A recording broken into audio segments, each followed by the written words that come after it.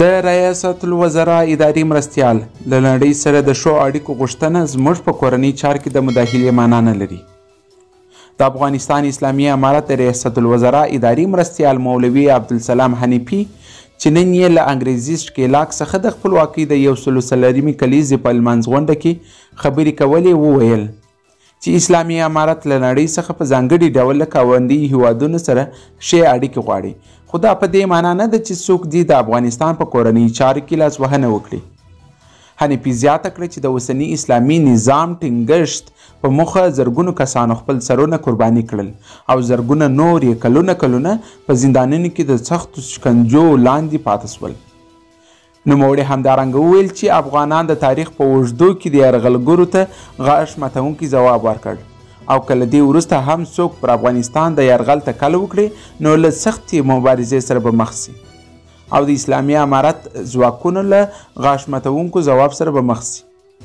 په ورته وخت کې د بهرنۍ چارې وزارت سرپرست مولوي امیر خان متکي په یادو مراسمو کې وویل چې د افغانستان په ازادۍ کې قرباني ولس ورکړي، خو واک ته بیا نور کسان رسېدلي، خو دا ځل هغو کسانو چې د امریکا په وړاندې یې مبارزه وکړه په واک کې هم دوی دي. نو موږ هیله من یو چې دا ځل به د ولس هیلې تر پښو لاندې نه سي. په همدې حال کې د کار او ټولنیزو چارو وزارت سرپرست عبدالمنان عمري په دغو مراسمو کې وویل چې د اوسني نظام د بقا او پایښت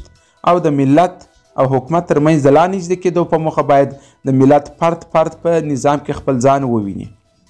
نوموړي زیاته کړه چې اسلامي امارت باید خپلې سرې کرښې ولري تر څو بهرنۍ استخباراتي کړیو ته د افغانستان په چارو کې د لاسوهنې موقع برابره نه سي.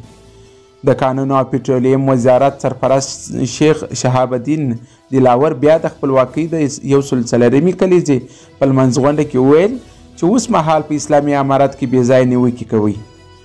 هغه کسان چې 20 کاله یې دلته اشغالګرو ته د زنده‌باد چیغې وهلې. دلاور زیاته کړه چې دم ګړۍ تر 400,000 ډیر امنیتي او کشفي ځواکونه د هیواد د امنیت ټینګښت او د سرحدونو د ساتنې په موخه خدمت کوي. هغه همدارنګه وویل چې د هیواد راتلونکي نسل باید داسې وروزل سي چې د هیواد د خپلواکۍ ساتل پر ځان فرض وګڼي او د خپلواکۍ پر سر هیڅ ډول معامله ورته د منلو وړ نه وي. هیره دې نه وي چې د کانونو او پټرولیم وزارت سرپرست په ټینګار سره وویل چې امریکا او ملګري یې په زاري له دې هیواده نه دي ایستل سوي، خو د افغان مجاهدینو کلکې مبارزې دې ته اړ کړل چې له افغانستان څخه پښې سپکې کړي.